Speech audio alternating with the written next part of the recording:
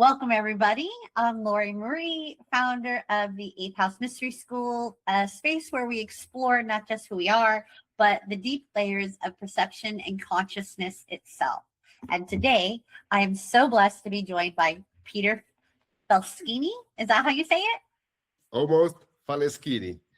Faleskini, whose work invites us to reconsider something many people feel, but they don't usually understand: our natural ability to perceive energy, to sense beyond the physical, and to remember the gifts we may have forgotten. So rather than trying to define it, let's go explore it. How are you doing today, Peter? Thank you. A bit tired because it was a long day for me, but I'm still full of energy.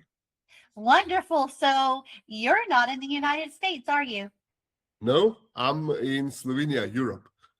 Awesome. And so if you could share one thing about your country and where you're from that, maybe other people in the world would like to know, what would you share about your country? I'll share two things. I know you said one, but so the one thing that is the most important is we're the country with the biggest biodiversity in the world. Wow. So we have the biggest biodiversity. And the second thing that is extremely important, Slovenian magic is known and used all over the world. That's amazing right there. I love that magic is normal there and that you're here at the school and you're ready to teach it. So on a spiritual note, the illusion of special abilities, which we often have, especially here in the United States, do you feel that spiritual gifts like aura readings are something rare or something we've simply learned but we overlooked? So we have been dealt with that when we were conceived, probably, because we now know that children, even in the womb, are able to sense mother's aura and everyone that so that their mother engages with. So we are already able to read aura before we were born, and that is primary, let's say, sense that we are slowly start losing it or paying less and less attention to it after we were born. And the more we are educated, the more we are taught to forget our primal abilities. Absolutely. And what we are able of. Yeah, I agree with you 100%. Thank you for sharing that. So forgetting versus learning. So people actually developing their abilities, or are they remembering their abilities? Yeah, I believe aura is one when we just have to remember, because most of people that I teach about how to see aura, they will remember what they used to do when they were young, or there was an event that they saw aura, but they didn't know that they were just thinking that someone was really sweating bad, because we can see aura as a shine during hot summers, because what we evaporate is part of our inner layer of aura. And the modern Kirlian cameras are based on the evaporation that goes through our skin, and then we take a photo of that, and we are able to interpret everything from the photo of the gases that go from our skin. So there's a scientific backing, but of course there are multiple layers of our aura, and for let's say the most outer layers, there are more esoteric definitions.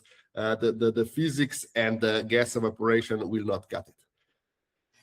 That's so interesting, and I really hope I get the opportunity to sit in and watch your class, because I would love to learn more about your studies and your book. You wrote a book called Aura, A-U-R-E, and you said it's not in English just yet. Yeah, it will be before the classes start.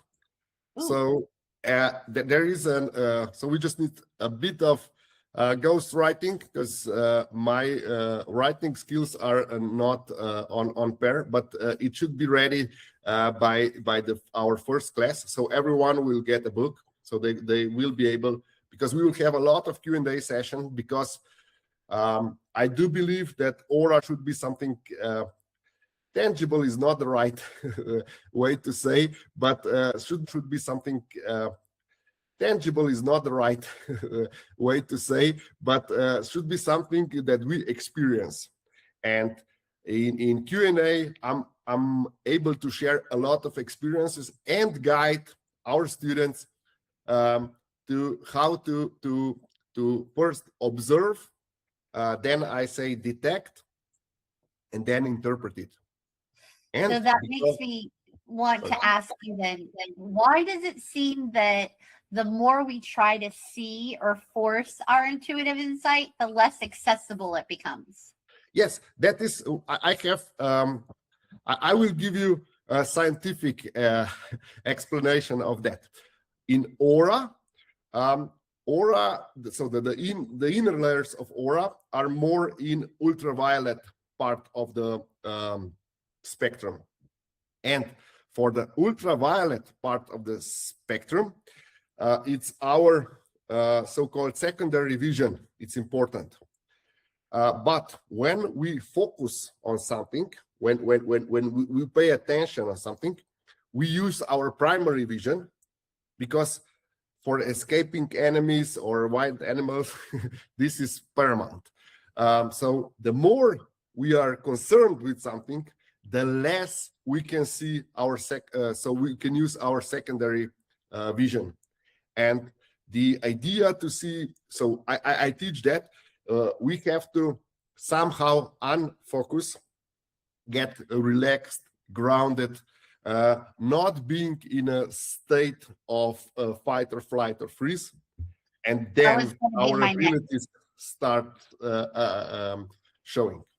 That was literally going to be my next question, is the role of presence, like being in our body and aware. So can someone perceive energy while distracted, or is it really important to be present as, you know, to be able to use these gifts?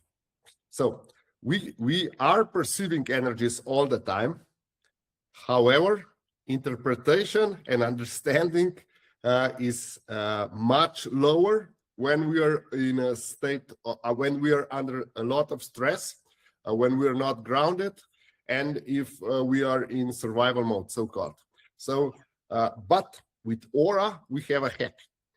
And these are cameras, Kirlian's cameras, that help us see aura. Then even if, for example, someone that will attend our class is under too much stress, we'll be able to see their client's aura or their own aura, through camera and through interpretation. So we have a hack, so outside help, that even if our natural abilities are,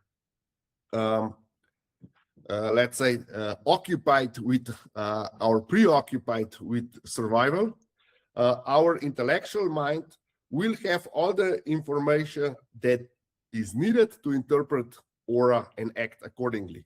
So the tools help us even when we are under stress.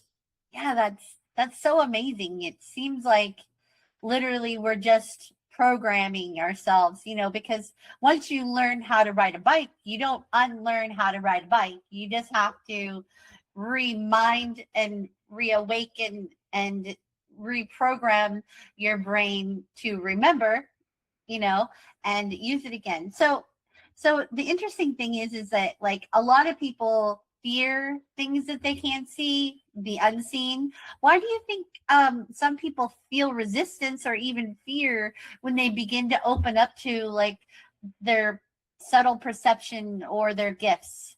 I can tell you that. So according to our research, a lot of people fear. First, there are two main reasons. One, we fear of the unknown. That is something that is given to us, or it was dealt to us because when we are in the unknown environment, in the best wild animals that we are not familiar with, we don't know when they go around, we don't know how fast they are and stuff like that. So we are under stress just because we're in unfamiliar environment. And second, our intuition, even if we're under a lot of stress, can sense danger in advance. And because we don't know what it is, and every one of us has this experience with sensing danger in advance, on our unconscious level, we connect the danger with the unknown, and that is why we have a problem with that. But we can unlearn that if we are grounded, if we are in a safe space. And my idea, or I hope I will be able, in our lectures, I will be able to provide safe space for all our students. They will relax a bit, and they will be able also to see the unknown. Yeah, I'm confident that you're going to create a safe place. So seeing beyond the illusion, what illusion is there about intuition or spiritual gifts? Do you feel that people are ready to move beyond right now? Like, I know that there's lots of like stigmas about, spiritual gifts and intuition, but I think the world's changing. Yeah, let me nerd out a bit. So there are two kinds. So there are two polarities. But one polarity is everything can be solved or improved in spiritual space. And the other polarity is everything is tangible. We have to stay here on earth. The truth is not everything can be solved in a spiritual space, or not everyone can solve everything in a spiritual space, to be politically correct.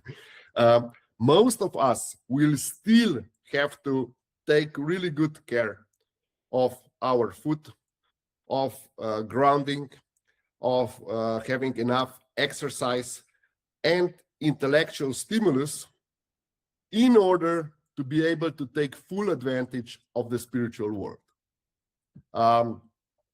And I believe that is the biggest, we have to understand, all is one does not mean that we are one with God in a sense that we are God, but it means that we understand that in this earth, we have to work so we have to proceed and be part of this world that we belong. If some call it 3D.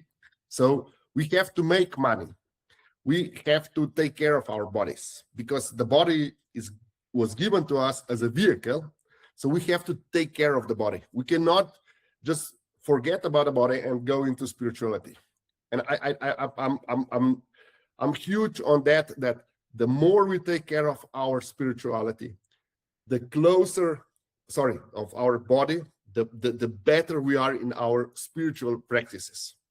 And I teach my students how they should go in both directions, because spirituality can also help us improve our exercise, our diet, and everything. So everything is interconnected, but we should not see it or think of it as a separate entities or fields or dimensions, as we call it. I believe everything is interconnected. We have to appreciate our body, be grateful for our body. We have to appreciate our financial situation, be, let's say, aware of it, and only then the spiritual world, with a lot of gratitude, will help us improve our financial situation, our knowledge, and also our intellectual knowledge. And we can see that all the great minds, Tesla, Einstein, everyone knew about spirituality. And they did not say that spirituality is not there. They just use it to improve science in the 3D world. So I believe that is a great example that we could or should follow in order to improve our lives. I definitely feel like science and spirituality are the yin and the yang. Yes. Yeah.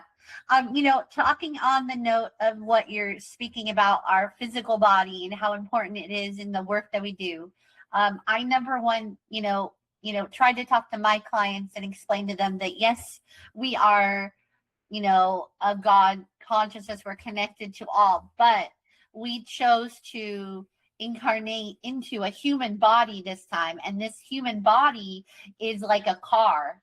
It's like a vehicle, but it's more complex. It's unlimited, it's limitless. We can do everything if we connect our brain to it properly. But if we don't take care of our car and we allow our emotions to overheat our body or trap us inside of our body, then the vehicle is no good, and then we ship out of a physical body. So it's really important that it's the full, like, body, mind, spirit, like all three have to be connected and working properly in order for us to be able to do, the gifts like you're going to teach. Yes, as I said, if we want to do it if we want to sense it with our body, we have to have healthy body. But of course, for aura, for human biofield, there is a cheat code with all the cameras that are available, right? I love cheat codes. Cheat codes are cool. So, yeah. Thank you so much. Really quickly, so a little reflection here. If someone stopped trying to activate anything and simply became deeply aware, what might naturally begin to unfold for them? Oh, there are so many things, because the more we build our capacity, the more traumas, grudges, and fears start to leave our body. So when we start to connect with, let's say, higher selves, we usually feel extremely tired. And that is also because the energies that are crossing or use our body to transform usually get resistance from us. And this resistance are, as I explained, trauma, fears, and grudges. So we should be grounded, and we should start forgiving process and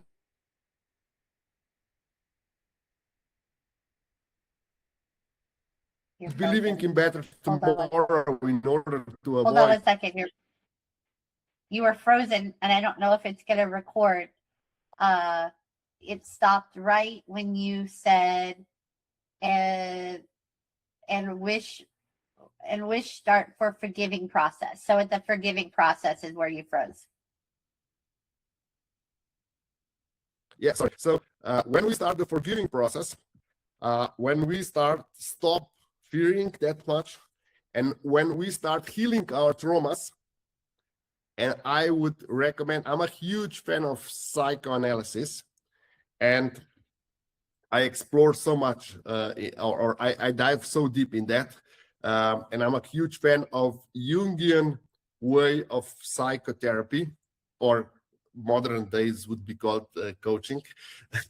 And I believe that improves our psychic abilities the fastest. That is my experience with all my students. I love it. Thank you so much. This has been such an eye-opening and enlightening conversation, and I want to thank you for taking the time out of your evening, I suppose, right? And visiting with us today. And, if anybody out there that's listening is interested in learning how to see and, read auras, Peter is the class you're going to want to enroll in. So hop on over to www.8housemysteryschool.com, join our community and sign up, because I think this is a class you're not going to want to miss. Thank you for the invitation. Wonderful. Thank you so much for being here today, Peter, and I look forward to hearing more from you.